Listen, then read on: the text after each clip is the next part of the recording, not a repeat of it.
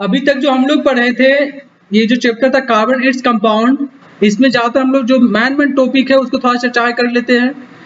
इसमें बताया गया था ग्रेफाइट का स्ट्रक्चर, डायमंड का स्ट्रक्चर था, और एक और था बकमिंस्टर फ्लोरेंस था, जो 3 जनरली देखने को मिल रहा था। कार्बन का एलोट्रॉप था, जिसमें से डायमंड की बात करें तो इसमें क्या था, एक कार्बन 4 अदर कार्बन एटम से क्या था, कोवालेंट बॉन्ड द्वारा जुड़ा हुआ था। तो क्या उसमें फ्री इलेक्ट्रॉन्स नहीं थी, इस कारण वो क्या था, नॉन कंडक्टिव, है ना। और जब बात करें ग्रेफाइट की, तो उसमें क्या एक कार्बन 3 अदर कार्बन से कंबाइंड थी। तो हम लोग क्या जानते हैं, जो कार्बन एटम होता है उसके वैलेंसी इलेक्ट्रॉन 4 होती है, तो उसे 4 और इलेक्ट्रॉन की आवश्यकता है, जबकि वहां 3 ही इलेक्ट्रॉन है ना, अदर कार्बन का क्या कंबाइंड है, तो एक फ्री इलेक्ट्रॉन था।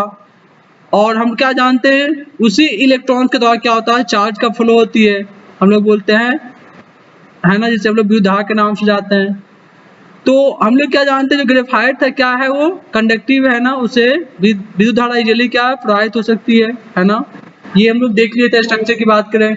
बकमिंस्टर फ्लोरेंस थी, इसमें कार्बन का 60 है ना, 4 एटम है ना, कोवालेंट बॉन्ड द्वारा जुड़ी थी, है ना। ये था बकमिंस्टर फ्लोरेंस था, जो वॉलीबॉल कलर की हो रही थी, वॉलीबॉल का शेप का।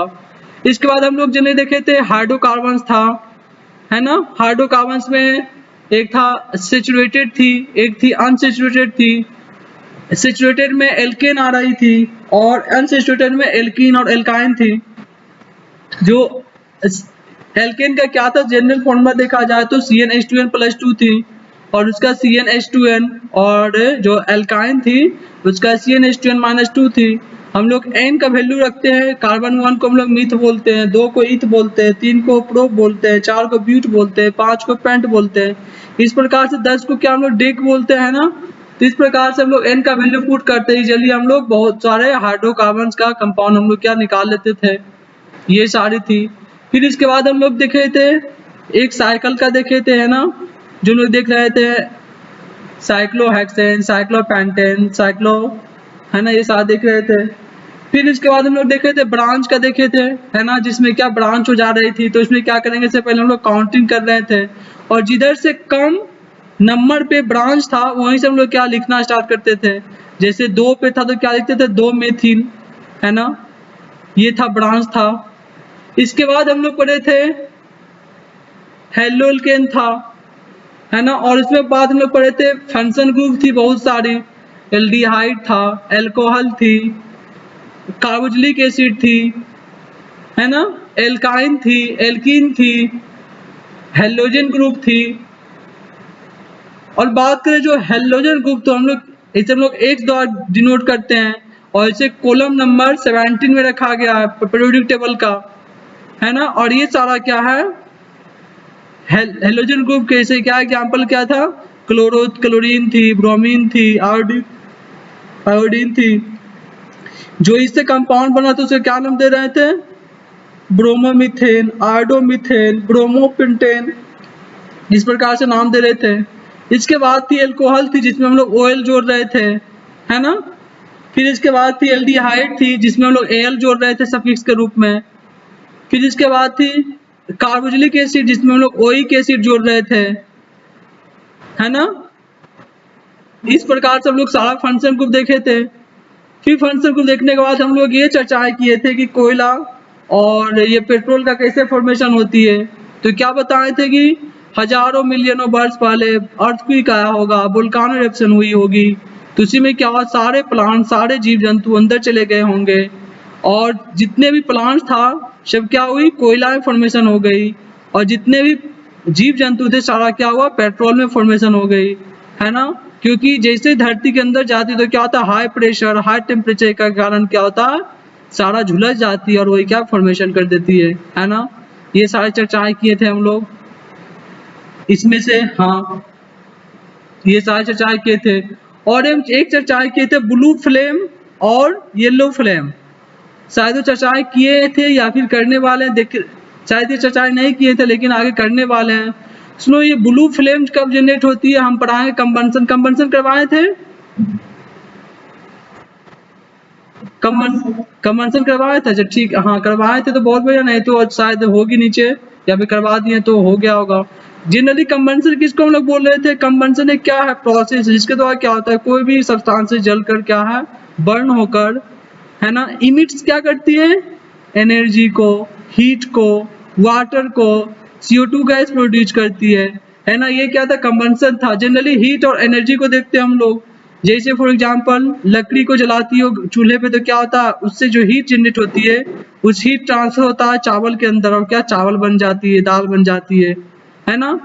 इसी में हम लोग दो देखे थे, एक था ब्लू फ्लेम, एक था येलो फ्लेम। ब्लू फ्लेम कब जनरेट हो रही थी, जब ऑक्सीजन पर्याप्त मात्रा मिलेगी और वह गैसियस फॉर्म में होगी, है ना, लिक्विड या गैसियस फॉर्म में होगी तो उसमें जाना उससे ब्लू फ्लेम जनरेट होगी। फॉर एग्जांपल सिलेंडर गैस की जब है ना, जब उससे उस बॉल्ब के द्वारा जो गैस निकल रही होती है और प्लस वहां पे सफिशिएंट मात्रा में ऑक्सीजन पहुंच रही होती है ना, तो वहां पे क्या होता है ब्लू फ्लेम जनरेट होती है ना, क्योंकि वहां पे सफिशिएंट मात्रा में ऑक्सीजन पहुंच रही होती है। अब वही बात के जो चूल्हा पे खाना, और इसी कारण से क्या होता है गैस पे जो भी बर्तन है, जो भी यूटेंसिल को डाला जाता है तो क्या ब्लैक नहीं होती है। लेकिन जब वही बात करें जो परिवार, जो फैमिली घर में चूल्हा पे खाना बनाती है ना, ये लकड़ी से, ऊट से बनाती है ना, ये जो गोईठा होती है उबला जिसको बोलते हैं उससे बनाती है, तो उस स्थिति में क्या होता है जो ये वुड है ना, क्या होती है धरती से संपर्क में आ जाता है, अर्थात उसको ऑक्सीजन नहीं पहुंच पाती सही से, तो क्या होती है धुआं निकलती है ना, सफिशिएंट मात्रा में ऑक्सीजन नहीं पहुंच पाती, जिस कारण सही तरीका से बर्न नहीं होता है, इसलिए क्या धुआं प्रोड्यूस होता है। इस कारण क्या होता है उसका जो पैंदी है सबसे नीचे सबके आउटर सेल्फ है ना, वो क्या होती है ब्लैक पड़ जाती है, काला पड़ जाती है ना। इस कारण क्या महिलाएं परेशान होती है, प्रत्येक रात दिन सुबह जब भी खाना बनती है उसको साफ करना पड़ता है, लेकिन गैस में समस्या नहीं होती है। तो जब ऑक्सीजन का इनसफिशिएंट मात्रा प्राप्त होगी बर्न के लिए तो हम लोग उस स्थिति में क्या होगा, येलो फ्लेम जनरेट होगी, है ना। फॉर एग्जाम्पल जब मोमबत्ती का जब जलता है तो उसका जो आउटर सेल होता है भी क्या होता है येलो फ्लेम शायद देखने को मिलती है ना। तो येलो फ्लेम कब जनरेट होगी, जब ऑक्सीजन इनसफिशिएंट मात्रा में प्राप्त होगी, है ना। ये सारे चर्चाएं कर लिए थे, है ना, यही था चैप्टर में और कुछ था नहीं। अब इसके बाद थोड़ा सा कुछ टॉपिक बचा हुआ जिसके बाद हम लोग चर्चाएं कर लेते हैं, फिर ये कंप्लीटली समाप्त हो जाएगी, है ना। तो देखेंगे और थोड़ा सा और ये लगभग में बोलकर ही खत्म कर देते हैं, तो फिर आ जाएंगे उस पर। हम लोग देखेंगे ये जो कार्बन कंपाउंड है थोड़ा प्रॉपर्टीज को देखेंगे, इसका कैसे एडिशन होती है, सब्स्टिट्यूशन क्या होती है, ये पहला तो क्या था कंबंसन था, कंबंसन शायद देखे या फिर देखेंगे अभी जस्ट, है ना। तीसरा आता है प्रॉपर्टीज, फिर इसके बाद देखने को मिलेगी इथेनॉल के बारे में एक आएगा, इथेनोइक एसिड आएगी, दोनों को हम चर्चाएं करेंगे। जनरली जो इथेनॉल है, इथेनॉल का हम लोग प्रयोग क्या करते हैं मेडिसिन बनाने में, दारू पीने में जो यूज करता है अल्कोहल उसमें भी इथेनॉल का प्रयोग होती है, बहुत सारे औद्योगिक में प्रयोग किया जाता है इथेनॉल का। फिर उसके बाद पढ़ेंगे इथेनोइक एसिड, और ज्यादा क्या होती है परफ्यूम बनाने में प्रयोग होती है ना, गंध वाला, है ना। ये सारे पढ़ेंगे इसमें, है ना, इथेनोइक एसिड पढ़ेंगे, और जो और कौन सा क्या सारे पढ़ने वाले हैं। और प्लस में इसमें और आता है एक टॉपिक आता है hard water, salt water, detergent, shop, सबकी चर्चाएं करेंगे। साबुन क्या है, डिटर्जेंट क्या होती है ना, सब इसमें देखने वाले हैं। कंप्लीट एक्सरसाइज हो जाएगी, आज खत्म कर देंगे संभवतः। तो हम लोग स्टार्ट करते हैं। देखो पीछे हम लोग कंबंसन नहीं करवाए हैं, बट अभी जस्ट बताएं क्या है कंबंसन, है ना, एक बार फिर से रिव्यू करवा देते हैं।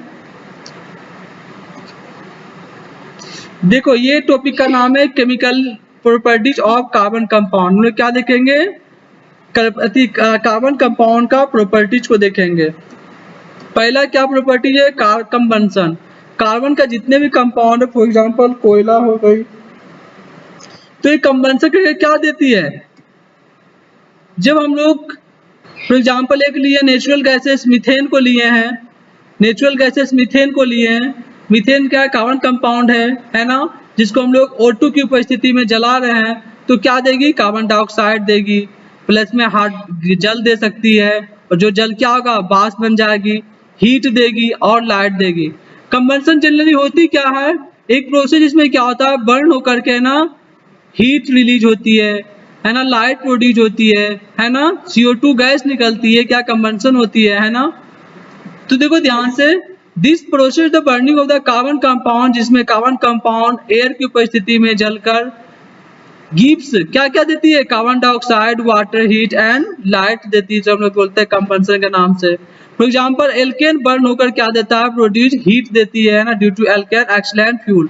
और जो एल्केन्स का जितना भी कंपाउंड है, एल्केन का जितने भी कंपाउंड है, सब फ्यूल्स का एक अच्छा एग्जाम्पल है। फ्यूल हम लोग क्या चाहते हैं, जनरली यूज करते हैं। नेचुरल गैसेज देखो, मीथेन को ऑक्सीजन को पृथ्वी में जलाया गया है, जिसको हम लोग, जो गोबर गैस होती है उसमें सबसे ज्यादा मात्रा मीथेन की होती है। तो क्या है, CO2 प्रोड्यूस हुए, H2O प्रोड्यूस हुई है, हीट है, लाइट है ना। Carbon its compound are the use because they are the burn air releasing the of heat, है ना। जितने भी कार्बन कंपाउंड जब भी उसको है ना एयर को पृथ्वी में जलाओगी तो क्या करेगी, हीट तो बस से रिलीज करेगी।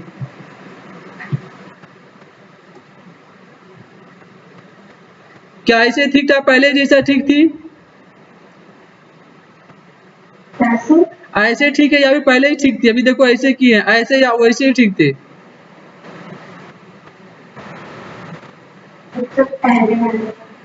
ये सही है, थोड़ा सा बड़ा कर देते हैं ना।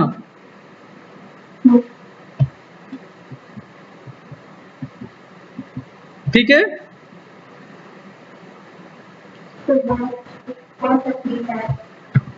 अब ठीक है, चलो ठीक है, हाँ ठीक है। हम लोग देखते आगे ना, ध्यान से सुनेगी, कुछ नहीं तो है ना इजीली समझ में आ जाएगी। ठीक है, the saturated hydrocarbons alkane generally burn in air the blue flame और नॉन सूटी फ्लेम। तो ध्यान से, जब हम लोग सैचुरेटेड हाइड्रोकार्बन हम क्या बताएं, जो कंबंशन के लिए सबसे यदि एक्सलेंस कोई फ्यूल है तो क्या होता है, एल्केन का होता है। तो एल्केन का होता है क्यों, क्योंकि वहां पे एयर भी कंसिस्ट मात्रा में है ना पहुंचती है, और प्लस में वो क्या था, फ्लेमेबल होती है ना। तो क्या हम बताए थे कि जब एयर है ना सफिशिएंट मात्रा में मिलेगी तो कैसा जनरेट होगी, ब्लू फ्लेम जनरेट होगी, याद रखोगी, है ना। नॉन सूटी फ्लेम ये क्या होती है, ऐसा नहीं कि ये हमेशा है ना धीरे धीरे जलेगी, ऐसा होता है मीथेन के साथ। कभी गोबर गैस में खाना बनाई या फिर सिलेंडर ही देख लो, जब गैस बनाती होगी जो LP सिलेंडर होती है, तो क्या होता है, धीरे धीरे जलती है, ऐसा कभी होती है नहीं, हमेशा क्या ब्लू फ्लेम जनरेट होती है। हाँ ये थी, है ना। इफ फॉरवर्ड सप्लाई एयर, और तुम्हें बता देते एक सबसे बड़ी अच्छी बात, जो LPG सिलेंडर होती है उसमें भी क्या होता है, ब्यूटेन की मात्रा, प्रोपेन की मात्रा उसमें भी होती है ना। तो ब्यूटेन प्रोपेन क्या है, एल्केन का ही है ना, एन ही सब सफिशिएंट लगा हुआ है। ठीक है, आगे देखते हैं हम लोग। If forward the supply of the air of the burning the reduced and limited the incomplete combustion saturated with the tail pressure they are the producing the shooty flames। सुनो ध्यान से, जब ऑक्सीजन की मात्रा इनकम्प्लीट या फिर क्या incomplete combustion होगी, या फिर ऑक्सीजन इनसफिशिएंट मात्रा में पहुंचेगी, तो क्या होगा, उससे हम लोग बोलेंगे शूटी फ्लेम बोलेंगे, है ना। अर्थात वो फ्लेम क्या होगा, कभी अप कभी डाउन, कभी धीमा कभी तेज जलेगी, है ना, क्योंकि वहां पे ऑक्सीजन इनसफिशिएंट मात्रा में निकल रही है। और इस स्थिति में क्या होगा, CO2 गैसेस प्रोड्यूस होगी, है ना। तो इसका फ्लेम कैसा होगा, येलो होगी, ध्यान रखोगी। चलो आगे देखते हैं हम लोग। द गैस स्टोव की बात करें, जो पहले बनाई जाती थी घरों में खाना, है ना, गैस स्टोव ऐसा स्ट्रक्चर होती थी गैस स्टोव का, है ना। गैस स्टोव देखिए जो पहले, है ना, यहाँ पे क्या होता है, सिलेंडर लगा रहता था, और इसमें एक रहता था, और इसमें एक पंप रहता था, इसमें केरोसिन ऑयल डालने के बाद पंप मारते था, ऊपर रहता था बर्नर लगा हुआ चूल्हा, इसमें खाना रख करके यहाँ पे पंप मार कर केरोसिन तेल भर करके जलाया जाता था। तो हम लोग उसी गैस स्टोव की बात कर रहे हैं, केरोसिन स्टोव जिसको नाम जानते हैं, जो घर में यूज होता था। इसमें छोटे छोटे होल होता है, क्यों, क्योंकि एयर जा सके, इसमें सफिशिएंट ऑक्सीजन पहुंच पाए, है ना। तो क्या होता है, इसमें भी कंप्लीट बर्निंग होता है फ्यूल का। तो स्मोलिंग ब्लू द फ्लेम, तो इसमें क्या होता है, धुआं ना के बराबर निकलती है और इसका ब्लू फ्लेम जनरेट होती है। इतना ध्यान रखोगी, जहाँ पे ये स्मोक है ना, जहाँ पे धुआं नहीं निकलेगी, समझ जाना वहां क्या ब्लू फ्लेम जनरेट होगी। The bottom of the cooking utensil, हम लोग क्या जानते हैं, जब खाना बनाते हैं जो यूटेंसिल होती है, जो बर्तन होती है ना, in our home the getting the black and, क्या होता है, काला पड़ जाती है ना। It's so that air the whole cloud the gas the stove, है ना, getting the block as the fuel the not burning the completely. क्यों ऐसा होता है, क्योंकि जो वुड जला रही होती है चूल्हा में, वो इनकम्प्लीट जलता है और इनसफिशिएंट मात्रा में ऑक्सीजन पहुंच पाती है, तो क्या होती है, CO2 गैस रिलीज होती है, और उसी CO2 के कारण क्या होती है, ब्लैक पड़ जाती है यूटेंसिल। देखो जब अनसेचुरेटेड, हम लोग क्या देख रहे थे, जब ऊपर जब सेचुरेटेड हाइड्रोकार्बन्स को एल्केन समूह का जितना भी कंपाउंड को जला रहे थे तो क्या हो रहा था, ब्लू फ्लेम जनरेट हो रही थी। लेकिन अब बात आती है अनसेचुरेटेड। अनसेचुरेटेड मतलब हो गई है एल्कीन और एल्काइन ग्रुप के कंपाउंड, है ना। जब इसे जलाएगी तो क्या होगा, इसे इनसफिशिएंट मात्रा में ऑक्सीजन मिलेगी, इस कारण इसका क्या है, येलो फ्लेम होगी। और यह सूटी फ्लेम होगा ना, कभी तेज तो कभी उसका फ्रीक्वेंसी ज्यादा, तो कभी कम कभी ज्यादा, है ना। इस प्रकार से इसमें क्या होगा, ब्लैक स्मोक प्रोड्यूस होगी, धुआं प्रोड्यूस होगी। ठीक है, ध्यान रखोगी सैचुरेटेड हाइड्रोकार्बन्स, है ना, ब्लू फ्लेम देगी और अनसैचुरेटेड येलो फ्लेम। क्यों? क्योंकि सैचुरेटेड का जो एल्केन्स है वो क्या है, अच्छा है ना, अच्छा फ्यूल्स का एग्जांपल, एक्सीलेंट फ्यूल का एग्जांपल है, बट ये दोनों नहीं है। ठीक है, आगे देखते हैं हम लोग, है ना। इन unsaturated hydrocarbon are the burn in the pure oxygen पे जलता है तो then they burn the completely, तो ब्लू फ्लेम देगी जो हम लोग पीछे चर्चा कर दिए, और वह स्मोक नहीं देगी। फॉर एग्जांपल की बात करें, एक देखो गैस वेल्डिंग, इसके हमें नाम देते हैं गैस वेल्डिंग, इसे हम लोग नाम देते हैं गैस वेल्डिंग। इसमें क्या होती है, एक ऑक्सीजन की सिलेंडर होती है, एक होती है C2H2 एसिटिलीन की सिलेंडर, एसिटिलीन की सिलेंडर, एक इससे वोल्व निकलता है, एक इससे वोल्व निकलता है, ये दोनों आकर के एक पीच होती है, समझी, जिसमें ये दोनों आकर के कनेक्शन हुआ रहता है। और इसमें क्या होता है, इसमें थोड़ा सा ना ये चिंगारितपन की जाती है और यहाँ से एक अलग ही टोस्टी दिया जाता है, नहीं इसके ये कहलाता है टोस्टी। ऊपर से हम लोग फीलर डालते हैं, फीलर कोई मेटल का होता है, इससे लगभग 3200 डिग्री सेल्सियस तक टेम्परेचर निकलती है, इतना हीट होती है। फिर लोग क्या, जो भी आयरन को बेल्ट करना होता है, बेल्डिंग करना होता है, उस पर हम लोग क्या, उस पर सटाते हैं और इस फीलर को हम लोग डालते जाते हैं, तो क्या इजीली वो बेल्ट कर जाती है, ये कहलाता है गैस वेल्डिंग। गैस वेल्डिंग यदि कोई पूछेगा तो हम लोग उसे हम लोग गैस वेल्डिंग का दूसरा नाम देते हैं ऑक्सी एसिटिलीन वेल्डिंग, याद रखेगी। इसमें ऑक्सीजन गैस है और एसिटिलीन गैस है क्या कंबाइन होकर के बर्न करती है, जिससे हाई फ्लेम वाले ना, हाई रेंज वाली फ्लेम जनरेट होती है। फिर उसके बीच हम लोग एक फीलर है ना, कोई अदर मेटल का फीलर डाल के हम लोग उसमें बेल्ट करते हैं, उसी बारे में बता रहे हैं ना। अब mixture of the acetylene, acetylene किसका है, इथाइन ग्रुप का है।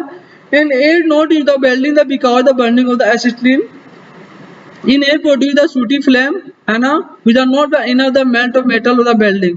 जब बुलाता है जब विदाउट हम लोग जब एसिटिलीन को जलाएं तो क्या होगा, वो क्या था, सूटी फ्लेम होगी, तो वो मेटल को नहीं बेल्ट कर पाएगी, है ना। तो इसलिए हम लोग क्या, ये साथ में ऑक्सीजन को सफिशिएंट मात्रा में पहुंचना जरूरी होती है और एसिटिलीन प्रोड्यूस होती है तो इजीली कर देती है।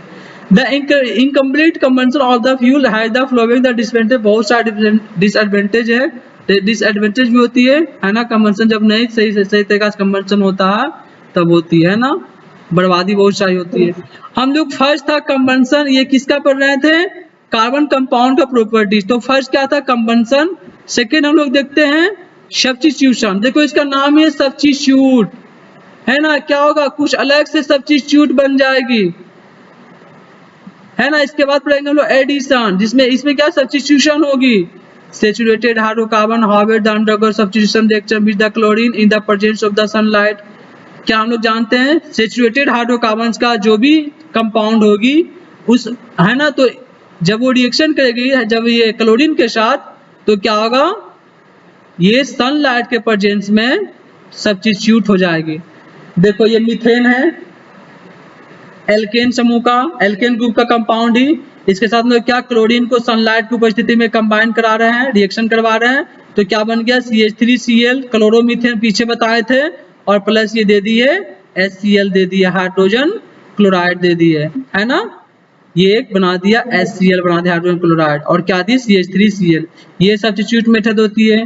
क्या बताओ सब्स्टिट्यूट मेथड में एल्केन कंपाउंड का, है ना, एल्केन कंपाउंड का कोई एक एलिमेंट को क्या, जब क्लोरीन को के साथ, है ना, लाइट और प्रकाश में, है ना, सनलाइट की उपस्थिति में जब हम लोग रिएक्शन करवाते हैं तो क्या बनती है, एक सब्स्टिट्यूट, है ना, बच जाती है, जिसका देखो यहाँ पर HCl बचा हुआ सब्स्टिट्यूट है। The reaction with the one, इसमें क्या हाइड्रोजन एटम था, है ना, इसमें क्या होती है, एक हाइड्रोजन एटम रिप्लेस्ड हो जाती है क्लोरीन के साथ, है ना, one hydrogen atoms are the replace by the some other atoms है ना, लाइक द सब्स्टिट्यूट रिएक्शन कहलाएगी। Substitute reaction the like the characteristic properties of substituted hydrocarbon और एल्केन ज्यादा क्या होती है, एल्केन का एक कंपाउंड देखने को मिलती है।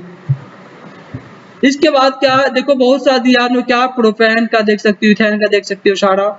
इसके बाद एडिशन रिएक्शन, इसका नाम भी एडिशन। हम लोग क्या करेंगे इसमें, रिएक्शन जब होगी तो इसमें क्या करेंगे, ऐड करेंगे, ठीक है।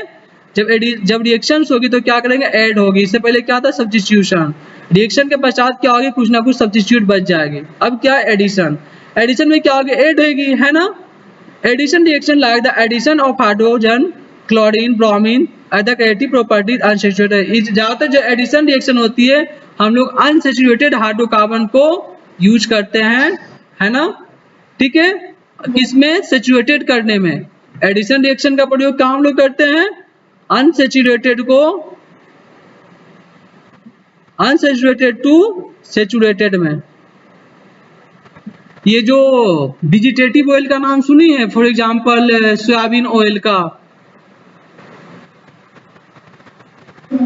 हाँ वो क्या है, वो है अनसैचुरेटेड है। तो जब उसको घी बना दोगी तो हो जाएगा सैचुरेटेड हो जाएगा। जस्ट हम लोग आगे देखेंगे, है ना।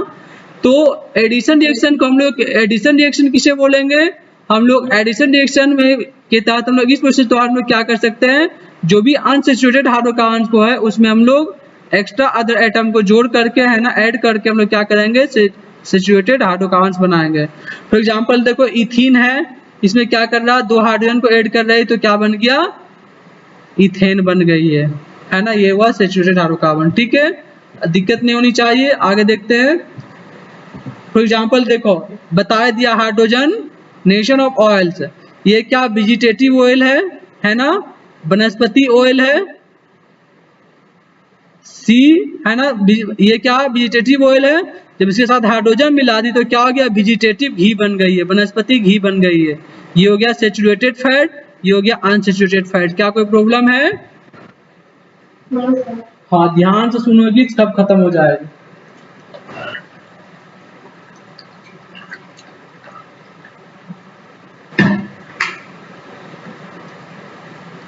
चलो देखते आगे हम लोग।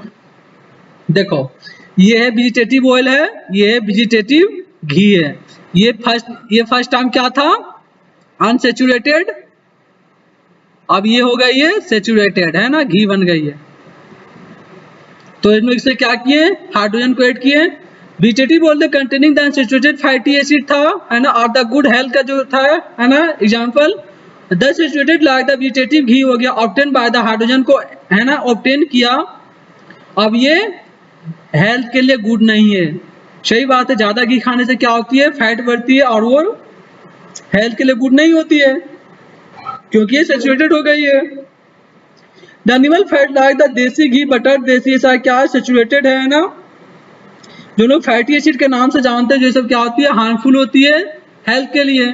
तो बोला जाता है ना कि बटर ज्यादा नहीं खानी चाहिए, घी नहीं खानी चाहिए, ठीक है। चलो हम लोग देखते हैं आगे, क्या कोई समस्या अभी तक है, चलो ठीक है।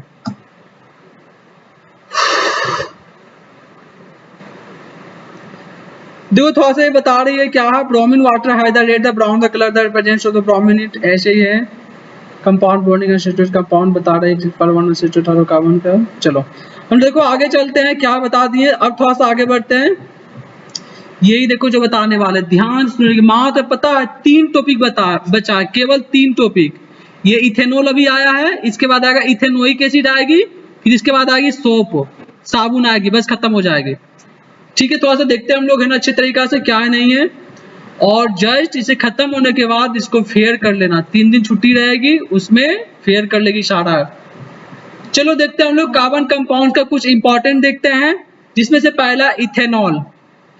इथेनॉल क्या है तो याद दिला देना चाहते हैं कि जो एक आया था होमोलॉजियस सीरीज आया था, होमोलोगस सीरीज, किसको बोल रहे थे, एल्केन का हो या एल्कीन का हो या एल्काइन का, अर्थात सैचुरेटेड या अनसैचुरेटेड हाइड्रोकार्बन का हो। हम लोग होमोलॉजियस से बोल रहे थे जिसका स्ट्रक्चर सेम थी, है ना, स्ट्रक्चर सेम थी, बट उसमें डिफरेंट क्या थी, CH2 का डिफरेंट दिख रहा था, है ना।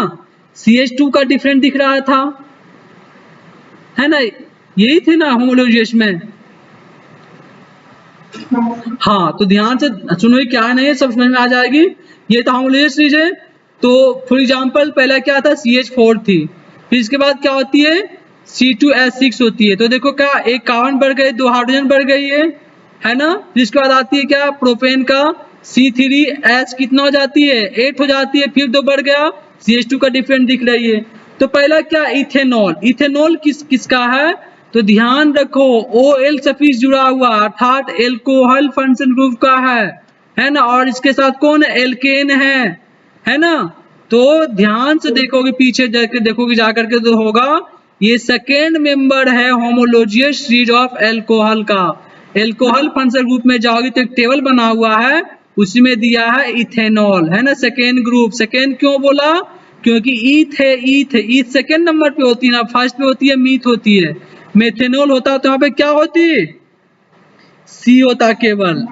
हाँ ठीक है, तो क्या सेकेंड मेंबर ग्रुप किसका है, होमो एल्कोहल का, होमोलोजियस सीरीज का, जिसका फॉर्मूला होता है C2H5OH, या फिर इसको हम लोग इस प्रकार से स्ट्रक्चर लिख सकते हैं। लिखने के लिए सब बता चुके हैं, है ना। इसका कॉमन नेम की बात करें तो इथाइल एल्कोहल, इथिल क्यों बोले हम लोग, क्योंकि क्या होती है, C2H5 है, इससे एक हाइड्रोजन रिप्लेस हो गई है। एक हाइड्रोजन रिप्लेस को हम लोग क्या बोलते हैं, एल्किल ग्रुप। तो क्या इथेन है ये, तो क्या हो जाएगी, इथिल, और क्या जुड़ा हुआ है, OH, तो ये हो गई एल्कोहल, ये हो गया जनरल नाम हो गई। और यदि IUPAC नाम बोले तो इथेनॉल, क्योंकि हम लोग एल्कोहल में OL सफिक्स जोड़ते हैं, है ना। चलो आगे, इसकी प्रॉपर्टीज की बात करें तो ध्यान से सुनोगी, या कलरलेस होती है लिक्विड फॉर्म में, और या स्मेल करती है। इसका बर्निंग टेस्ट थोड़ा सा हाई होती है, ये बर्निंग टेस्ट में लोग यूज करते हैं इसमें हम लोग। और इसका बॉइलिंग पॉइंट बहुत ही लो होती है, 78 डिग्री सेल्सियस, जल्दी ये बर्न हो जाएगी, जल्दी आग पकड़ लेगी, ठीक है। हाँ, अब देखो रेक्टिफिलियर स्प्लिट क्या है, बुलाता है इथेनॉल का 5% वाटर में जब मिला तो क्या रेक्टिफिलियर स्प्लिट कराएगी। आप सुनो ध्यान से, 100% जो प्योर इथेनॉल होता है वो कहलाता है एब्सोल्यूट अल्कोहल। ये एक टॉपिक याद रखोगी, यानी जो प्योर इथेनॉल रहेगी उसे हम लोग बोलेंगे एब्सोल्यूट अल्कोहल। इथेनॉल में क्या होता है, कोवालेंट कंपाउंड द्वारा, है ना, कंपाउंड होती है। It is the neutral compound, ethanol has the no effect any litmus solution. सबसे मेन पॉइंट ये है, इथेनॉल ऐसा कार्बन कंपाउंड है जो इंडिकेटर के तरह यूज नहीं होती है। इंडिकेटर बोले तो इसमें लिटमस से कोई संबंध नहीं है। हम लोग क्या जानते हैं, जो एसिड होती है नीले लिटमस पत्र को लाल करती है ना, ये सारी पता होनी चाहिए। तो इसमें ऐसा कोई इफेक्ट नहीं पड़ती है, जस्ट इससे हम लोग पढ़ाएंगे बाद में आएगी, इथेनोइक एसिड आएगी, उसका लिटमस सॉल्यूशन पे इफेक्ट पड़ती है ना। इसकी केमिकल प्रॉपर्टीज की, ये प्रॉपर्टीज की बात करें, है ना, तो सुनो ध्यान से, जब इथेनॉल को ऑक्सीजन की उपस्थिति में जलाया जाता है, ये क्या होगी, कंबंशन प्रोसेस होगी, जिसमें हम लोग किसी हाइड्रोकार्बन को हम लोग ऑक्सीजन की उपस्थिति में जलाएंगे, ये होगी कंबंशन प्रोसेस। और इस प्रोसेस के दौरान पीछे ही बता चुके हैं, जब कंबंशन होगी तो कार्बन डाइऑक्साइड देगी, वाटर देगी जो वेपर बन जाएगी, और हीट प्रोड्यूस करेगी, और प्लस लाइट देगी। इसी कारण से इथेनॉल का ज्यादातर प्रयोग आजकल वाहन में भी यूज हो रहा है। जो पेट्रोल डालते हैं ना, उसके साथ हम लोग इथेनॉल भी डाल देते हैं। क्यों, क्योंकि जब इथेनॉल जब ऑक्सीजन की उपस्थिति में जल रही तो क्या दे रही है, कार्बन डाइऑक्साइड, है ना।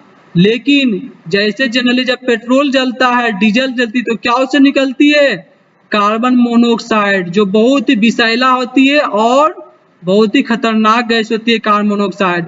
लेकिन यहाँ इथेनॉल को जब जलाया जाओ तो क्या निकल रहा है, कार्बन डाइऑक्साइड, जो कि एक नॉर्मल है, जिसका अर्थ पे कितना है, 0.03% है, तो कोई खास नहीं है। इस कारण से हम लोग ज्यादातर क्या करेंगे, हम लोग इथेनॉल का प्रयोग करेंगे वाहन में यूज करने के लिए, है ना, क्योंकि ये पॉल्यूशन को बचाएगी। तो during the combustion organic compound react with rapidly, oxygen क्या होती है, ब्रेकअप होती है completely, carbon dioxide water vapour बनता है, and the lot heat energy, heat और क्या, लाइट प्रोड्यूस होती है, जो बता चुके हैं, है ना, ये सारे बता दिए सारा। Since the ethanol burn the chelate the heat, तो कैसे क्या हीट देखने को मिल रहा है हम लोग, क्या इसलिए हम लोग इथेनॉल को एज अ फ्यूल के रूप में यूज कर सकते हैं, है ना। Ethanol use the end the additive in petrol, देखो इथेनॉल को हम लोग क्या करते हैं, पेट्रोल में हम लोग एडिटिव के तरह यूज करते हैं, अर्थात पेट्रोल के साथ मिलाकर भी हम लोग वाहन में यूज कर सकते हैं। इससे क्या होगी, है ना, इससे क्या होगी कि कम मात्रा में पोल्यूशन होगी, है ना, क्योंकि वहां पे क्या रिलीज हो रही है, कार्बन डाइऑक्साइड, वहां पे रिलीज होती है कार्बन मोनोऑक्साइड होती है। देखो दिया हुआ तो बताएंगे नीचे, है ना, ऐसे बता दे जनरल फॉर्म में, देखो दिया भी है। ब्राजील मिक्सचर आई थी, Brazil, in Brazil a mixture of the exchange, ज्यादा ब्राजील में यूज किया जाता है इथेनॉल को पेट्रोल के साथ, है ना, फ्यूल के रूप में, ना, कार में ब्राजील में सर्च किया जाता है, जिसमें इथेनॉल क्या क्लीन फ्यूल है, जो क्या होता है ओनली हार्मलेस प्रोडक्ट, है ना, प्रोडक्ट कार्बन डाइऑक्साइड देती है, वाटर वेपर देती है, जो वाटर देती है जो वेपर बन जाती है, ये बर्निंग होकर के क्या देती है, CO2 और वाटर देती है जो वेपर बन जाता है। It does produce any poisonous gas like carbon dioxide, ये किसी प्रकार का पॉइजनस गैस प्रोड्यूस नहीं करती है ना। और सो additional ethanol the petrol has the advantage, क्या पेट्रोल के साथ हम लोग इथेनॉल का प्रयोग करना आसान समझते हैं, है ना, तो इससे कार्बन मोनोऑक्साइड का रिलीजन होती है। इसी कारण से देखो जब गन्ना वन्ना का जूस बनाया जाता है, जब चक्की बनाया जाएगा, उससे मीठा बनाई जाएगी, है ना, तो हम लोग क्या करेंगे, ऊड डालने की बजाय हम लोग क्या करेंगे, नीचे से इथेनॉल का क्या करेंगे, कंबंशन करा देंगे, क्योंकि जब गन्ना बनती है, गन्ना से जब ये गन्ना जब मीठा बनता है, जिसमें चक्की बोलते हैं, या फिर जो शक्कर बनती है, उसमें क्या है, बहुत टेम्परेचर की जरूरत पड़ती है, बहुत हीट की जरूरत पड़ती है, उसे सारा उससे वाटर को वेपर होने में, है ना, तो लोग क्या करेंगे, इथेनॉल का प्रयोग कर सकते हैं, है ना। और ये जो शुगर होती है, शुगर क्या क्रिस्टल फॉर्म में होती है, जो इसी चक्की को, है ना, फॉर्मेशन करके बनाया जाता है। After the crystallisation of the sugar from the concentrated sugar cane sugar थी the dark brown the liquid the molasses. अब देखो जब ये चक्की को, है ना, जब ये गन्ना का जूस को जब ज्यादा हीट करोगी, है ना, तो क्या होगा, हम लोग उसे मोलासेस के नाम से जानेंगे, इस प्रकार से ब्लैक हो जाएगा, फिर और हीट करने के बाद क्या होगी, और, है ना, कन्वर्ट हो जाएगी, जिसको हम लोग चक्की बोलेंगे, उसमें कन्वर्ट हो जाएगी। इथेनॉल प्रोड्यूस बाय द, ये फर्मेंटेशन प्रोड्यूस द्वारा क्या होती है, ethanol sugar present the molasses से क्या होती है, कन्वर्ट होती है। सुनो ध्यान से, एक होता है फर्मेंटेशन प्रोसेस और एक होता है पेस्चुराइजेशन प्रोसेस, फर्मेंटेशन प्रोसेस और पेस्चुराइजेशन प्रोसेस।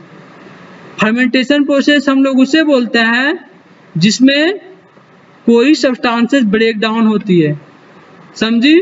फॉर एग्जाम्पल जो दारू बनता है ना, उसमें भी क्या होता है, बहुत सारे सब्सटेंसेस गलती है, सड़ती है, उसके बाद बनता है दारू। तो हम लोग क्या फर्मेंटेशन क्या होगी, जिसमें ब्रेक डाउन होगी, और इसमें ब्रेक डाउन किसका हो रहा है, एंजाइम का ब्रेक डाउन हो रही है, ठीक है। और ये मोलासेस बन रही है एक सब्सटेंस शुगर का। क्या कोई दिक्कत है? चलो आगे देखते हैं। An aqueous solution of potassium permanganate the containing, देखो ये मिला रहा है ना, ये कंपाउंड बना, ये कंपाउंड बना, है ना, देख लो कि क्या है नहीं है ना, ये सारा बता दिए।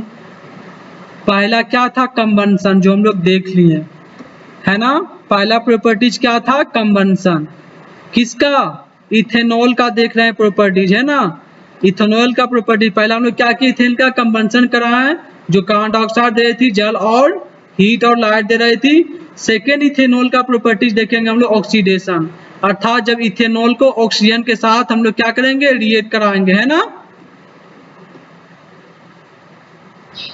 चलो ध्यान से, हम लोग क्या करें, इथेनॉल को OH के साथ रिएक्शन क्या बनाएगी, इथेनोइक एसिड बनेगी, ऐसी एसिटिक एसिड और प्लस वाटर देगी, ये है ऑक्सीडेशन, अर्थात ऑक्सीजन का इसमें संयोग होगी, कॉम्बिनेशन होगी। तो इसके बाद है रिएक्शन विद सोडियम मेटल के साथ रिएक्शन करवाओ, और क्या है, इथेनॉल को सोडियम के साथ तो क्या देगी, सोडियम इथॉक्साइड और प्लस हाइड्रोजन गैस इमिट्स होगी, है ना। ये हम लोग इसमें क्या देख रहे हैं, हम लोग सोडियम मेटल के साथ रिएक्ट करवा रहे हैं कि सिंपली, है ना, ये सारा प्रॉपर्टीज है इथेनॉल का। इसके बाद क्या है, डिहाइड्रेशन, डिहाइड्रेशन में क्या होगी, जल निकलेगी, है ना, तो क्या करें, इथेनॉल को हम लोग डिहाइड्रेशन करवाए, तो क्या इथीन दिया और वाटर दे दी। फिफ्थ नंबर में इथेनोइक एसिड के साथ क्या करवा रहा है, फॉर्मेशन करवा रहे हैं, रिएक्शन करवा रहे हैं। ये इथेनोइक एसिड है, ये इथेनॉल है ना, कॉन्क H2SO4 के साथ है ना उपस्थिति में, तो क्या दिए, इथाइल इथेनॉइड दिए, जिसको लोग बोलते हैं एस्टर के नाम से बोलते हैं।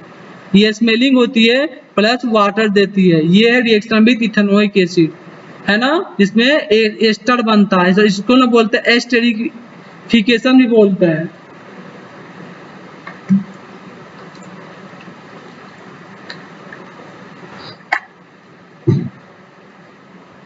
चलो आगे देखते हैं हम लोग। देखो एस्टर कैसे प्राप्त कर रही है ना, ये दोनों कंपाउंड को मिला दिया, एक था सोडियम का कंपाउंड, एक क्या था, कार्बोक्सिलिक, क्या कौन सा है, ये इथेनोइक एसिड है, और इथेनॉल के एक साथ मिलाकर क्या कर रही है, हीट दे रही है, तो क्या बन जाएगी, एस्टर बन जाएगी। एल्कोहल का टेस्ट देखो, सोडियम मेटल एस्टर टेस्ट है, देख लोगी थोड़ा सा। अब बताते हैं इथेनॉल का यूज। इथेनॉल का यूज कहाँ हम लोग करते हैं, तो क्या बताए थे, ये कलरलेस है ना, कलरलेस है, और ये स्मेल कर रहे थे ना, तो क्या इथाइल एल्कोहल, इथिल एल्कोहल या फिर इथेनॉल का यूज मैन्युफैक्चर पैंट्स बनाने में, वर्निशेस बनाने में, लिक्विड मेडिसिन बनाने में, परफ्यूम बनाने में, डाइस बनाने में, सोप बनाने में, सिंथेटिक रबर बनाने में हम लोग यूज करते हैं इथेनॉल का। ठीक है, क्या बनाने में, पैंट्स, वर्निशेस, रबर, साबुन, डाइस, परफ्यूम, मेडिसिन, ये सब बनाने में यूज करते हैं। और क्या करते हैं लोग, सोलवेंट के रूप में यूज करते हैं इसे, ना कि सोल्यूट। एक होता है सोलवेंट, एक होता है सोल्यूट। सोलवेंट को लोग बोलते हैं विलायक, सोल्यूट को बोलते हैं विलय। सोलवेंट अर्थात जिसको घुला दे। ये क्या है, इथेनॉल, ये सॉल्वेंट है, जिसमें बहुत सारे ऑर्गेनिक कंपाउंड को क्या कर देती है, इनसोल्यूबल कर देती है वाटर के साथ। ये हम लोग इथिल एल्कोहल है ना, ये गुड सॉल्वेंट है इथिल एल्कोहल, ये जिसमें हम लोग मेडिसिन बनाने में यूज करते हैं, कप सिरप बनाने में यूज करते हैं, बहुत सारे टॉक्सिक्स को मिलाकर। Ethyl alcohol is the use of oil, है ना, क्या इथिल एल्कोहल का हम लोग कार्स के फ्यूल के रूप में यूज कर सकते हैं। इथेनॉल के जस्ट ऊपर बता रहे थे, क्योंकि ये कार्बन मोनोऑक्साइड रिलीज नहीं कर रही थी, है ना, तो हम लोग क्या एज अ फ्यूल के रूप में यूज कर सकते हैं, जिससे क्या होगा, पोल्यूशन भी रुकेगी, है ना। Ethyl alcohol the use to the alcoholic drinks, है ना, क्या हम लोग ड्रिंक के रूप में भी यूज करते हैं ना, शराब में जो पीती है क्या उसमें भी तो बहुत सारा है ना, उसमें क्या अल्कोहल की मात्रा होती है ना, इथेनॉल की मात्रा होती है, तो क्या अल्कोहलिक ड्रिंक के हम लोग रूप में प्रयोग कर सकते हैं। लाइक द बिस्की, जो बिस्की होती है, वाइन शराब है ना, बियर है ना, ये सारा क्या लिक्विड है ना, जो हाँ ज्यादा यूज होती है पीने के लिए। बिस्की में क्या होता है, 35% अल्कोहल की मात्रा होती है ना, जिसमें इथिल अल्कोहल 10 से 20% होती है, and the other ethyl alcohol होती है। इथेनॉल यूज एंटीसेप्टिक स्टेरलाइज रूप में यूज किया जाता है ना, एंटीसेप्टिक रूप में क्या यूज की जाती है ना इथेनॉल का, जो ज्यादा देखिए जो डॉक्टर जब ये हाथ काटता है, जो साफ करता है ना, डस्ट, ये डस्ट हो गया है ना, बहुत सा बैक्टीरिया इसको, तो जो लिक्विड डाला जाता है उसमें भी जनरली इथेनॉल का प्रयोग होती है। ये हम लोग देख लिए। इसका हार्मफुल के बात करें तो देखो, ड्रिंकिंग एल्कोहल क्या कर रहा है, ये गधा क्रेश करवा लिया गाड़ी को, ये गधा सोया हुआ है, ये अपना लीवर को ही फेल करवा लिया, है ना, ये अपना लीवर ही खराब करवा लिया। कोई दिक्कत है? नहीं। हाँ देख लोगे क्या इसका यूजेज है ना, ये इसका ये हानि क्या क्या देख लोगी, छोड़ दिए इसे ही, है ना, क्योंकि देखो ड्रिंकिंग का क्या क्या कर सकते हो सब पता है जनरली।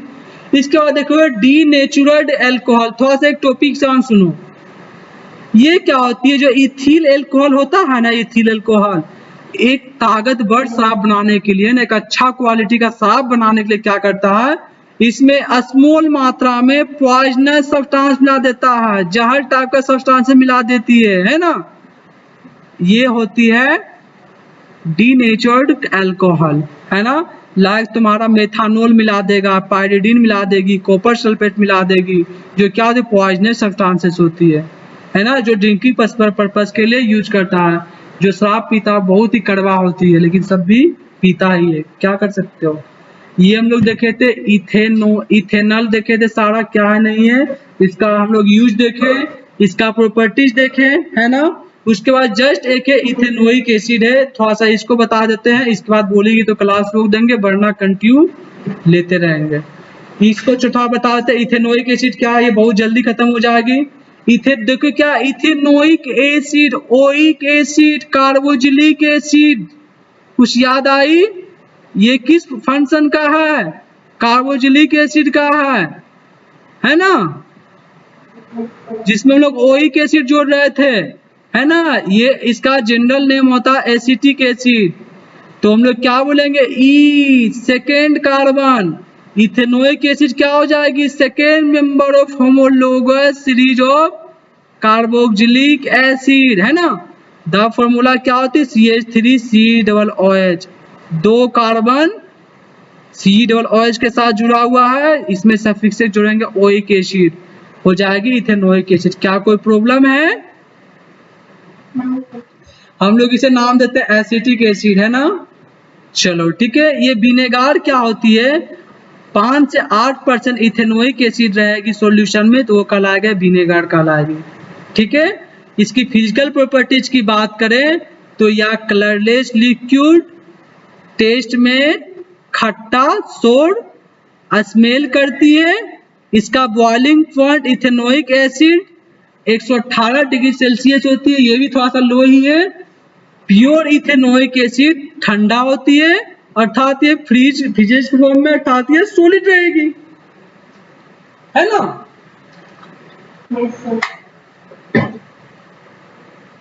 इथेनोइक एसिड क्या रहेगी, ये ठंडा होती है, अर्थात ये क्रिस्टल फॉर्म में देखने को मिल सकता है, सॉलिड फॉर्म में देखने को मिल सकता है, सॉलिड में, है ना, अर्थात ग्लेशियर फॉर्म में। क्यों? क्योंकि ये प्योर इथेनोइक एसिड है ना, तो हम लोग इसे ग्लेशियर इथेनोइक एसिड भी बोल सकते हैं।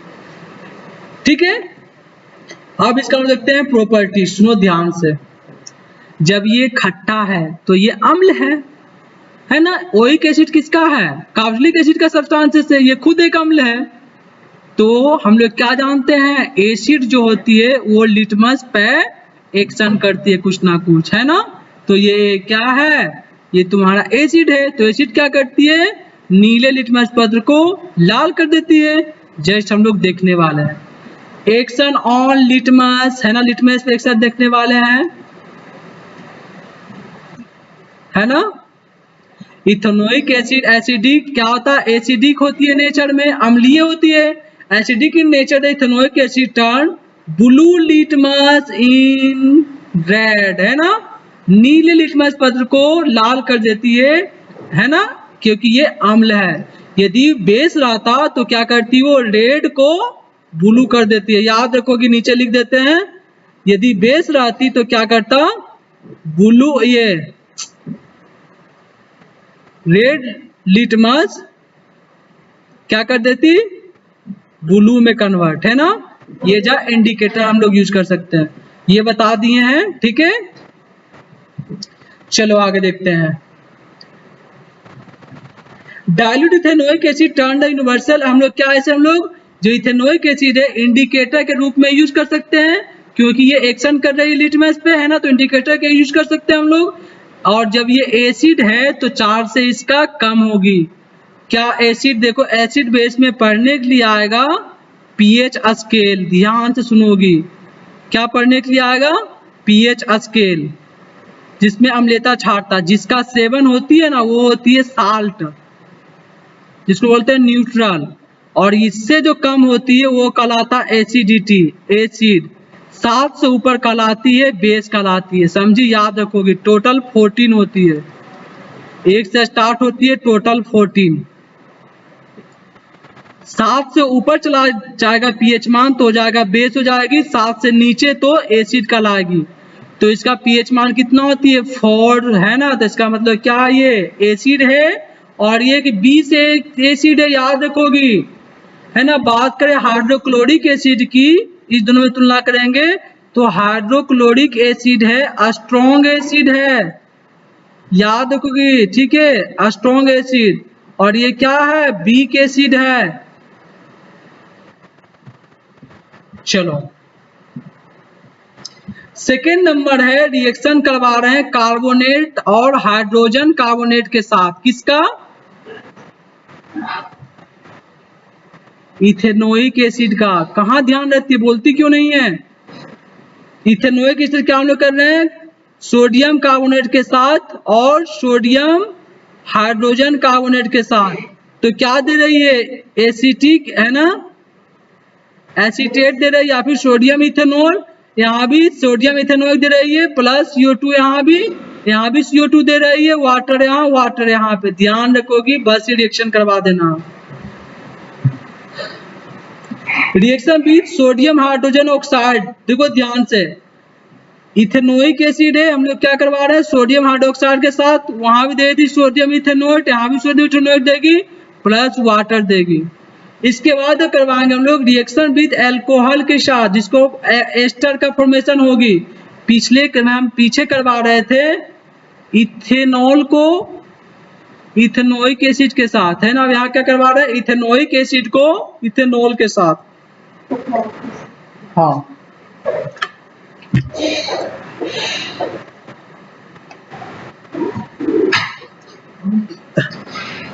H2SO4 के साथ, है ना, ये उपस्थिति में क्या बना दिया, एस्टर, है ना, ये इथाइल एथेनॉल बना दिया, प्लस क्या दे दिया, वाटर।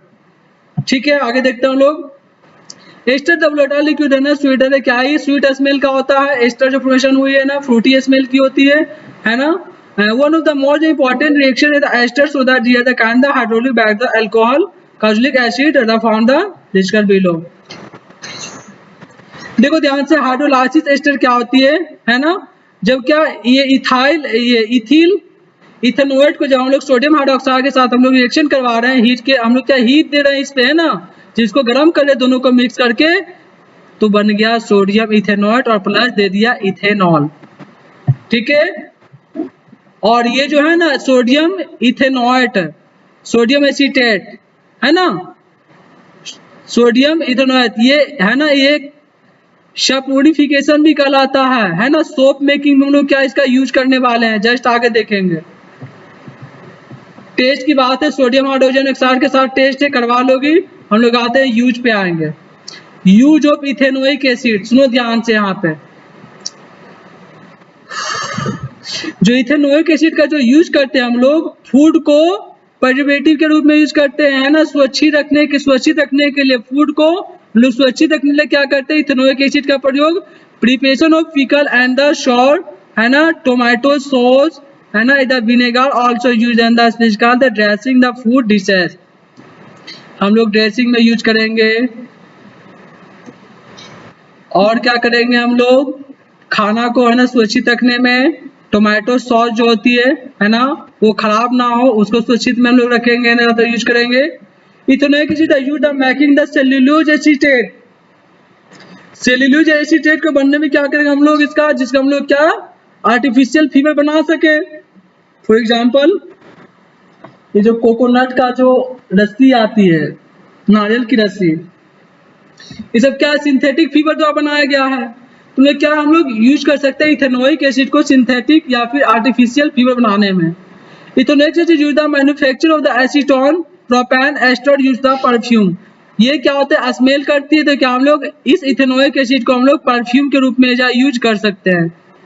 ठीक है, परफ्यूम बनाने में यूज कर सकते हैं, सिंथेटिक रबर बनाने में यूज कर सकते हैं, खाना को, है ना, सुरक्षित रखने में यूज कर सकते हैं।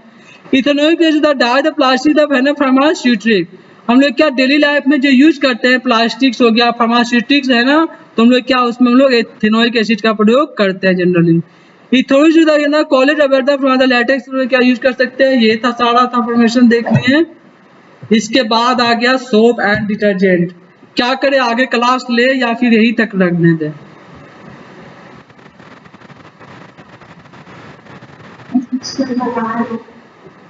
क्या करे, खत्म कर दें। चलो ठीक है, बढ़िया बात है, समझना ध्यान से। देखो ध्यान से, ऊपर ऊपर थोड़ा सा बता देते हैं, फिर उसके बाद फिर अंदर चलेंगे। देखो सोप और क्या है, डिटर्जेंट, इसे बोलते हैं हम लोग अपमार्जक, जिसको भील नाम देती ना, भील सर्फ, एक्सल सर्फ, घड़ी सर्फ, नाम सुनिए ना, वो है डिटर्जेंट। सोप की बात करें तो ये होता है साबुन, लक्स साबुन, लाइफ बॉय, डव, ये सारा क्या सोप है। हम लोग दोनों का देखने वाले हैं, फिर कैसे साफ होती है कपड़ा, कैसे गंदा निकल जाती है, उसके बारे में चर्चा करेंगे, है ना। तो देखो सोप साबुन से भी हम लोग कपड़ा साफ कर सकते हैं, है ना। लेकिन सोप के साथ क्या होता है कि जैसे ही हार्ड वाटर आती है तो ये रन ही नहीं करता है, ये झागी नहीं उत्पन्न करता है, ये लेदर ही नहीं बना पाता है सोप। बट डिटर्जेंट में वो समस्या नहीं होती है, ये हार्ड वाटर के साथ भी क्या होता है लेदर का फॉर्मेशन कर लेते हैं। लेदर बोले तो ये झाग जिसको बोलते हैं हम लोग, फैन बोलते हैं, ठीक है। तो सोप और डिटर्जेंट में समझ गए क्या है डिफरेंट। सोप जो है ये हार्ड वाटर में नहीं चल सकता, बट डिटर्जेंट क्या इजीली परफॉर्म कर लेती है ना। देखेंगे क्या है नहीं सारा, और कैसे साबुन बनाते हैं थोड़ा इसके बारे में पढ़ेंगे। कुछ ने बनाने का पोर्शन जो वेजिटेटिव ऑयल है उसको हम लोग सोडियम हाइड्रोक्साइड के साथ हम लोग गर्म करते हैं, और प्लस हम लोग क्या करते हैं बाद में साल्ट मिला देते हैं, तो बन गया तुम्हारा साबुन।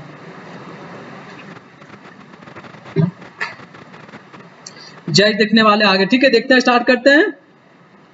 Any substance which had a clean the action the water the called detergent, वह substances जो क्या करे वाटर के साथ है ना मिक्स होकर क्या करे क्लीनिंग कर दे ना, तो हम लोग क्या बोलेंगे उसे डिटर्जेंट बोलेंगे। सही बात है, डिटर्जेंट क्या करती है गंदगी को साफ कर देती है, ठीक है। आगे देखते हैं हम लोग। आ गई है सोप। सोप का देखो दो अलग नाम है केमिकल फॉर्मूलाज के रूप में, ये दोनों याद रखेगी, सोडियम एस्ट्रिएट और सोडियम पाल्मिटेट, C17H35COON है, याद रखेगी। ये C15H31COON है, ये दोनों सोडियम का एक है ना एक रूप है, अदर है ना बोल सकते हैं हम लोग, है ना। ये साबुन का एग्जाम्पल है, ये दोनों को याद रखोगी। जिसमें क्या होती है C क्या है कार्बोक्सिलिक एसिड है, और ये Na क्या है सोडियम है ना। और C17H35 क्या हाइड्रोकार्बन से सारा को बता दे, कार्बोक्सिलिक एसिड ना ग्रुप का है C है ना, प्लस क्या सोडियम है लास्ट में, और ये क्या हाइड्रोकार्बन से। ये दोनों सोप का एग्जांपल है साबुन का, है ना, याद रखोगे दोनों फॉर्मूला क्वेश्चन पे दे सकता है। सोडियम एस्टेट का C17H35 Na और सोडियम पाल्मिटिक का C15H31 और COON है। ये साबुन है क्या, ध्यान से सुनो, साबुन क्या है सोडियम साल्ट, ये सोडियम साल्ट है ना। सोडियम साल्ट का एक लंबा चेन होता है कार्बोक्सिलिक एसिड या फैटी एसिड, जिसमें क्या होता है क्लीनिंग करने का प्रॉपर्टीज होती है वाटर के साथ, ये है साबुन। साबुन क्या है सोडियम साल्ट है ना, क्या होता है एक लंबे चेन का कार्बोक्सिलिक एसिड है ना, एक लंबा चेन C17H35 कितना कार्बन 17-18 कार्बन है ना। एक लंबे चेन कार्बोक्सिलिक एसिड के साथ क्या होती है बना होती है, और क्या करती है इसमें क्लीनिंग करने की प्रॉपर्टीज होती है, यही साबुन है। और ये साबुन क्या है क्षार होती है, बेस होती है। तो जब बेस होगी तो क्या करेगी ये रेड को ब्लू कर देगी, पीछे एसिड थी तो एसिड क्या कर रही थी ब्लू को रेड, बट ये साबुन क्या होती है क्षार होती है, बेस होती है ना। ये क्या साबुन क्या होती है बेस होती है, क्षार होती है, और प्लस क्या होती है ये बायोडिग्रेडेबल होती है, याद रखोगी ये बायोडिग्रेडेबल होती है, ठीक है। तो जब क्षार तो क्या करेगी रेड को ब्लू कर देगी, ध्यान से, है ना। आगे देखते हैं मैन्युफैक्चर सोप, सुनो ध्यान से, कुछ नहीं है मात्र 5 से 10 मिनट में कहानी खत्म हो जाएगी, सुनो ध्यान से। साबुन कैसे बनी, वेजिटेटिव ऑयल को जब हम लोग सोडियम हाइड्रोक्साइड के साथ हीट करेंगे तो तुम्हारा बन जाएगा सोप, याद रखो। वेजिटेटिव ऑयल बोले तो नारियल ऑयल जिसको कोकोनट ऑयल बोल सकते हैं, सोयाबीन ऑयल, ये सारा क्या वेजिटेटिव ऑयल है, वनस्पति ऑयल या फिर फैटी एसिड, है ना। दोनों में से किसी को भी तुम सोडियम हाइड्रोक्साइड की उपस्थिति में जब हीट करोगी तो बन जाएगा साबुन, प्लस देगा ग्लिसरॉल देगी। कोई दिक्कत है, हाँ। साबुन कैसे बनेगी तो याद हो कि वेजिटेटिव ऑयल लाइक तुम्हारा कोकोनट ऑयल, सोयाबीन ऑयल, है ना, या फिर फैटी एसिड को जब हम लोग सोडियम हाइड्रोक्साइड के साथ क्या करेंगे हीट करेंगे तो देगी साबुन और प्लस देगी ग्लिसरॉल देगी। The process the making the soap the hydrolysis and the with the alkalis वाला सैपोनियर, यह प्रोसेस कहलाएगी सैपोनिफिकेशन कहलाएगी, है ना, अर्थात साबुनीकरण कहलाएगी। इसे हम लोग हिंदी में क्या बोलते हैं साबुनीकरण। चलो आगे देखो, इसका लैब में बनाने का सबसे आसान तरीका है वेजिटेटिव ऑयल ले लो, उसमें से या तो कैस्ट्रोल ऑयल ले लो या तो कॉइन सीड ऑयल ले लो, या फिर लायन सीड ले लो, या सोयाबीन ऑयल ले लो, सोडियम हाइड्रोक्साइड ले लो। सोडियम हाइड्रोक्साइड पता है किसको बोलते हैं? खाने वाला सोडा, जिससे पूरी बनाती है, खाने वाला सोडा है, उसको ले लो, आप घर में बना सकती हो। और सोडियम क्लोराइड, ये नमक ले लो, साल्ट, है ना। तीनों को मिला, पहले दोनों को क्या करो, हीट करो, और फिर ठंडा होने से पहले थोड़ा सा क्या करो, उसमें नमक की मात्रा डाल दो। जैसे ही ठंडा हो गया तो तुम्हारा साबुन बन गया। देखो यहाँ पर लिखा प्रोसीजर कैसे क्या करना है, देख सकती हो। आगे बढ़ते हैं, चलो।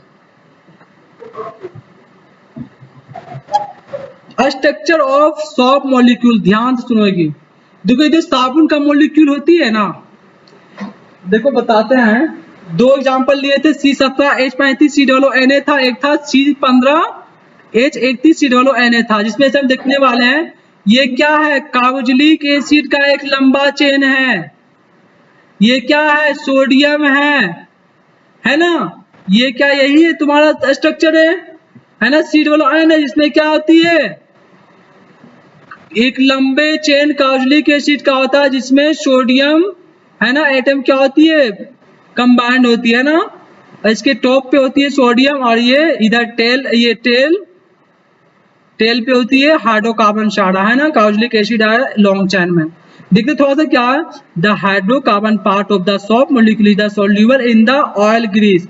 जो ये पार्ट है ना, ये पार्ट हाइड्रोकार्बन वाला, ये क्या होती है, ये ऑयल के साथ, ग्रीस के साथ ये सोल्यूबल होती है, ठीक है। और यही घुल करके ऑयल वाला प्रोडक्ट में, है ना, फॉर एग्जांपल तुम्हारे शर्ट पे ऑयल लग जाए, ग्रीस लग जाए, तो यही जो पीछे का जो भाग है ना, जो हाइड्रोकार्बन, वही उससे रिएक्शन करेगी और उस कपड़ा से बाहर निकल जाएगी और जल के साथ घुल जाएगी। तुम्हारा जल गंदा हो जाएगा और शर्ट साफ हो जाएगी। फिर फाइनली शर्ट को निकाल करके एक अलग पानी में धो करके तुम अपना शर्ट तुम्हारा रेडी हो गई पहनने के लिए, समझी। तो क्या साबुन का स्ट्रक्चर क्या बताया, ये हाइड्रोकार्बन होती है ना पीछे, और हेड पे होती है सोडियम। तो यही हाइड्रोकार्बन जो तुम्हारे शर्ट पे ग्रीस ऑयल लगा है, वही क्या होती है, उससे रिएक्शन करती है और फाइनली क्या होता है, डस्ट को बाहर करती है। ध्यान से सुनो समझी, वरना दोबारा मौका नहीं मिलेगा, ऐसा सोच लो। ध्यान से सुनो समझो, नहीं आता तो रिकॉल करवाओ कि नहीं आया समझ में, बताएंगे फिर से, ठीक है। ऑयल के साथ क्या करती है, मिक्स हो जाती है और वो गंदगी बाहर निकल जाती है। So it can the attach, जो ऑयल ग्रीस के साथ क्या होगी, अटैच होगी, है ना, डर्टी क्लोथ कपड़ा के साथ, और फिर फाइनली बाहर निकल जाएगी। The salt ionic part of the soap molecule इधर सोल्यूबल इन वाटर, जो सॉप मॉलिक्यूल होता है क्या होता है, वाटर के साथ सोल्यूबल होती है, घुल जाती है। Can the attach water particle इधर dissolve any dirty cloth the dipped, और जो भी शर्ट में जो डर्टी पार्टिकल्स होती है उसके साथ क्या होती है, घुल मिल जाती है और शर्ट से बाहर निकल जाती है। अब सुनो ध्यान से, एक स्फेरिकल एग्रीगेट करते हुए क्या सोप मॉलिक्यूल बनाता है, जिसका हम नाम देंगे मिसेल्स। मिसेल्स किसको नाम देंगे, जो सोप का मॉलिक्यूल है ना, एक स्फेरिकल स्ट्रक्चर बनाता है ना, जब ये गंदगी साफ करती है तो उसको हम लोग नाम देते हैं मिसेल्स। सुनो ध्यान से आगे, देखो ये है मिसेल्स, ऐसा ही था ना साबुन का, जिसमें क्या था, ये क्या है,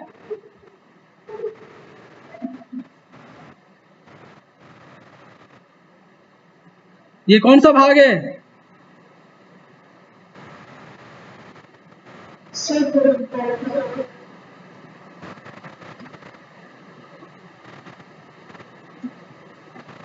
ये भी जस्ट बताए थे ना, ये कौन सा भाग है, हाइड्रोकार्बन। ये क्या है, सोडियम, एक लंबा चेन के साथ क्या है, सोडियम। ये जो कार्बोक्सिलिक एसिड के साथ है ना, घुला हुआ है, ये कंबाइंड है। तो यही तो पूछ रहे हैं नीचे, क्या बताया था, यही हाइड्रोकार्बन क्या होगा, गंदगी के साथ क्या होगा, कंबाइंड होकर के शर्ट से बाहर निकलेगी, है ना। और ये क्या होगा, Na जल में मिक्स हो जाएगी। क्या है, ये तुम्हारा है ना मिसेल्स का प्रोफेशनल, क्या स्फेरिकल अरेंजमेंट कर लिया सारा, है ना, साबुन का मॉलिक्यूल्स स्फेरिकल बना दिए ना, एक सर्कल स्फेरिकल साइड का, है ना। ये क्या है, बॉटम का ये हाइड्रोकार्बन से, है ना, ये तुम्हारा बॉटम में हाइड्रोकार्बन से ना, ये सारा, और ये टॉप में क्या है, सोडियम है, जो क्या होगा, जल के साथ मिक्स हो जाएगी और ये हाइड्रोजन, ये जो तुम्हारा हाइड्रोकार्बन क्या होगा, गंदगी के साथ क्या कंबाइंड होगी, ये क्या सारा है, डर्ट पार्टिकल है, गंदा ग्रीस ऑयल है ना, सब क्या होगी, इसके साथ जुड़ेगी, है ना, इसके बॉटम वाले भाग से जुड़ करके सर से बाहर निकलेगी। ये था मिसेल्स था। चलो बता दिए मिसेल्स, आगे बढ़ते हैं। देखो लिमिटेशन ऑफ सोयल, ये साबुन कहाँ जाकर फैल कर जाती है, तो हार्ड वाटर। जैसे ही सोप को हार्ड वाटर में घुलाएगी तो घुलेगा ही नहीं, जस्ट नहीं घुलेगा, और जस्ट इसी के सुधार के लिए आया डिटर्जेंट आई है। ये सोल्ट वाटर हार्ड वाटर क्या होती है,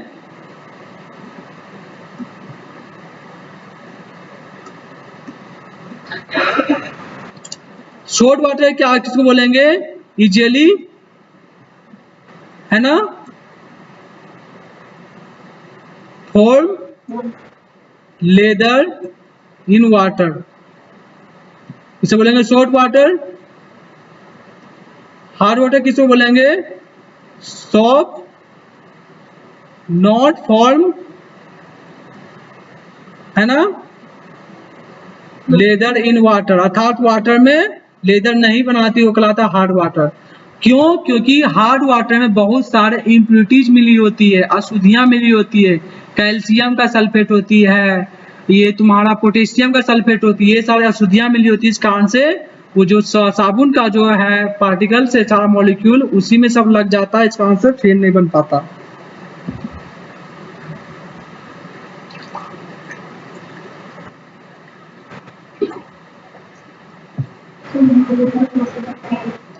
क्या सोप का, क्या hard water salt water, hard water और सोल्ट वाटर,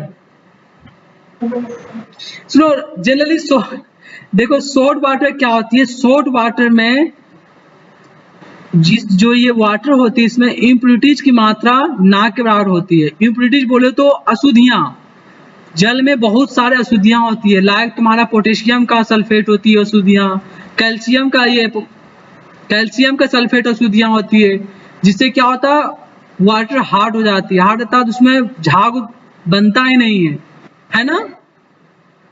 और सोल्ट वाटर में क्या है, यूजुअली देखो ज्यादा एग्जांपल समझाते हैं, देखो जनरली जब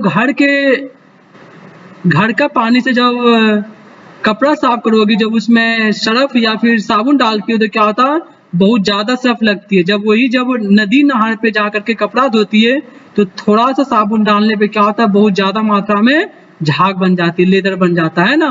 क्यों, क्योंकि वो जो नदी का पानी है क्या है वो थोड़ा सा सॉफ्ट होती है ना, और उसमें इम्प्यूरिटीज की मात्रा कम होती है, इस कारण क्या होती है जो भी सर्फ डालती हो वो डायरेक्ट फेन में बन जाता है।